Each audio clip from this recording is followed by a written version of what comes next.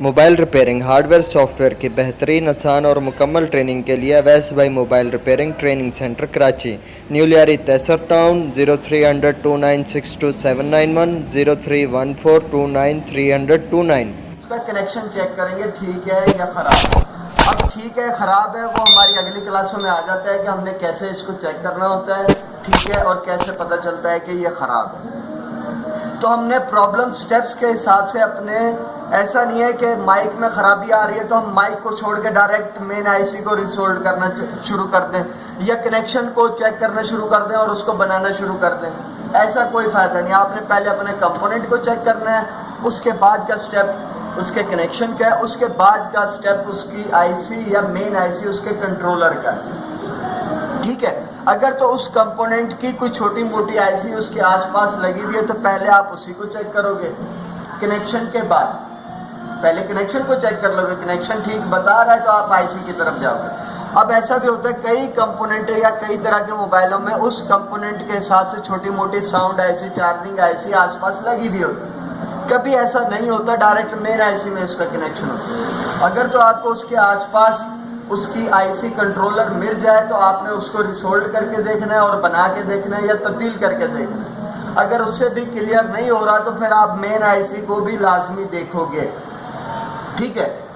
अगर वो ठीक है तो आप मेन आईसी की तरफ भी जाओगे, और अगर वहीं से क्लियर हो जाता है तो हमें अगले स्टेप में जाने की ज़रूरत नहीं है। जैसे कनेक्शन पर ठीक हो जाता है तो हमें आईसी पर जाने की ज़रूरत नहीं है, कंपोनेंट पर ठीक हो जाता है तो हमें कनेक्शन में जाने की ज़रूरत नहीं है। ये होगी हमारी प्रॉब्लम स्टेप्स के हमें कौन सा स्टेप पहले रखना है, कौन सा बाद में। तो स्टेप्स के हिसाब से देखा जाए तो सबसे पहला स्टेप हमारा क्या है, कंपोनेंट, उसके बाद का है कनेक्शन और उसके बाद का है उसका आईसी या कंट्रोलर। ये आपने कनेक्शन को जब भी कोई ख़राबी बना रहे हो तो इस स्टेप के हिसाब से आपने ख़राबी बनानी है, उसकी इस स्टेप के हिसाब से चलना है। आगे है जी मीटर यूजिंग। हमारे पास मीटर भी दो तरह के होते हैं। अगर तार वाला मीटर है तो वो क्या है, एनालॉग मीटर है। जैसे कि ये मेरे पास एक तार वाला मीटर भी यहाँ पर रखा हुआ है और ये एक डिजिटल मीटर भी रखा हुआ है। ये हमारे पास कौन सा मीटर है, डिजिटल मीटर। ये इसको हमने ऑन किया तो ये ऑन हो गया। हमारे पास जो है डिजिटल मीटर भी होता है, एनालॉग मीटर भी होता है। आपके पास जो मीटर है आप उससे इस्तेमाल करके देखो, वरना मेरा मशवरा ये है कि आप डिजिटल मीटर लो। कौन सा मीटर, डिजिटल मीटर लो। वो हिटगन के ऊपर रखा हुआ है एनालॉग मीटर, ये वाला उठाओ, ठीक है जी। ये हमारे पास है डिजिटल मीटर और ये आ गया हमारे पास तार वाला एनालॉग मीटर। एनालॉग मीटर बहुत पहले यूज़ होते थे और इसको यूज़ करना हर बंदे के बात भी नहीं है कि समझ में नहीं आ पाता ये इस तरह के इसके कनेक्शन है। लेकिन सबसे आसान मीटर कौन सा है, ये डिजिटल मीटर है। तो डिजिटल मीटर पर ही हम अपनी ज़्यादातर प्रैक्टिस करवाते हैं अपने स्टूडेंट की और उसको समझाते हैं।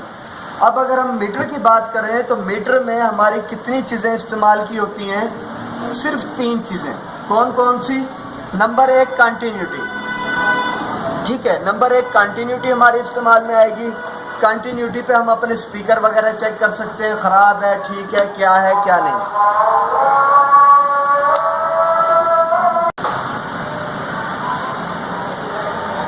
ठीक है जी, हमारे पास मीटर आ गया। कंटिन्यूटी पे हमने अपने मीटर को रखा और आपस में प्रोब को मिला के देखा तो अब ये बीप दे रहा है, ठीक है।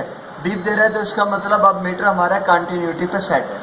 कंटिन्यूटी पे हम बहुत सारी चीज़ें चेक कर सकते हैं, जैसे छोटा स्पीकर है, बड़ा स्पीकर है, किसी भी किस्म का स्पीकर है, स्पीकरों को हम चेक कर सकते हैं और कनेक्शन भी कंटिन्यूटी पर ट्रेस हो जाता है। अब मैंने दोनों वायरें अपने स्पीकर के नेगेटिव पॉजिटिव पर लगाई तो ये बीप बजाने लग गया। अच्छा, उल्टी लगा दूँ तब भी ये बीप बजाएगा, इसका कोई इशू नहीं है। अगर स्पीकर बीप बजाने लग जाए तो इसका मतलब क्या है, स्पीकर ठीक है, और अगर ये बीप ना बजाए तो स्पीकर ख़राब है। कंटिन्यूटी पर हमारे स्पीकर चेक हो जाएंगे, कनेक्शन ट्रेस हो जाएंगे, ठीक है। आगे है हमारे पास ओहम। ओहम पर क्या चीज़ चेक होती है, किसी भी मोबाइल का आप कनेक्शन चेक कर सकते हो कि ये ठीक है या ख़राब है। मैंने 20K पे रखा हुआ है ओहम पर, तो मैं अब एक प्रॉब मेरी ग्राउंड पर गई और एक प्रॉब मैंने नंबर 1 के अंदर वाले पे लगाई तो कोई रीडिंग नहीं आ रही, कोई बीप नहीं बज रही। इसका मतलब क्या है कि कनेक्शन में ख़राबी हो सकती है। लेकिन मैं एक दफ़ा इसकी प्रॉब को घुमा के ज़रूर देखूंगा। मैंने उल्टा लगा के देखा इसी कनेक्शन को, तो अब रीडिंग आने लगी। ठीक है, हमने किसी भी कनेक्शन को चेक करना है कि ये ठीक है या ख़राब है, वो हमारा ओहम पर चेक होगा। और एक तरफ से हम जब चेक कर रहे हैं रीडिंग दे दे ठीक है, और अगर रीडिंग नहीं दे रहा तो हमने प्रॉब को घुमा के भी चेक करना है। जैसे कि मैं ऐसे इस तरीके से इस नंबर 1 के अंदर वाले करंट को चेक कर रहा हूँ तो कोई रीडिंग नहीं दे रहा, लेकिन यही मैंने जब प्रॉब घुमा ली तो ये अब रीडिंग देने लग गया। तो ये ओहम पर हमारे कनेक्शन किसी भी किस्म के चेक हो जाएंगे। और नंबर 3 हमारी डिजिटल मीटर में यूजिंग में आता है वोल्टेज डीसी। ठीक है, वी के साथ अगर सीधी लाइन बनी हुई है, नीचे 3 डॉट हैं, तो ये वोल्टेज डीसी का निशान है। ठीक है, बाकी ये दोनों बजर के या डायोड के निशान है, ये कंटिन्यूटी का भी निशान कहलाता है। तो कंटिन्यूटी बोल दो आप या डेबिट का निशान बोल दो, एक अलग कहानी है। आपने इसको कंटिन्यूटी का मूड ही बोलना है। कौन सा? कंटिन्यूटी। कंटिन्यूटी मूड पर हमेशा बीप बजेगा। एक हमारा वोल्टेज डीसी का इस्तेमाल में आता है मीटर, दूसरा मीटर हमारे कंटिन्यूटी का इस्तेमाल में आता है, और तीसरा मीटर हमारा ओहम का इस्तेमाल में आता है। अब ये दोनों चीज़ें तो मैंने आपको चेक करके बता दी कि कंटिन्यूटी पर हमारा स्पीकर चेक हो गया, ओहम पर हमारा कनेक्शन चेक हो गया।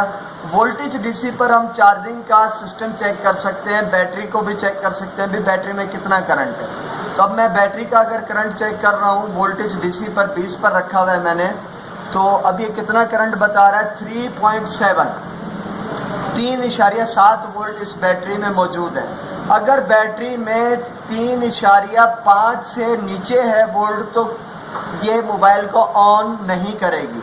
अगर 3.5 से ऊपर है वोल्ट तो वो मोबाइल को ऑन करेगी। लेकिन कभी कभार 3.5 से नीचे वाली बैटरी भी कभी कभार किसी चाइना के मोबाइल को ऑन कर देती है। लेकिन रूल यही है कि आपकी बैटरी कम से कम 3.5 3.5 वोल्ट होगी तो मोबाइल को ऑन करेगी। अगर इससे नीचे है तो ऑन करना उसके लिए मुश्किल है।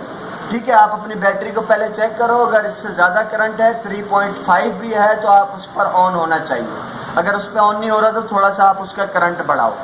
दूसरी चीज़, बैटरी के अंदर चार्जिंग उठाने के लिए 2.5 वोल्ट होना ज़रूरी है, ऑन करने के लिए 3.5 वोल्ट, और बैटरी को चार्जिंग पकड़ने के लिए 2.5 वोल्ट होना ज़रूरी है।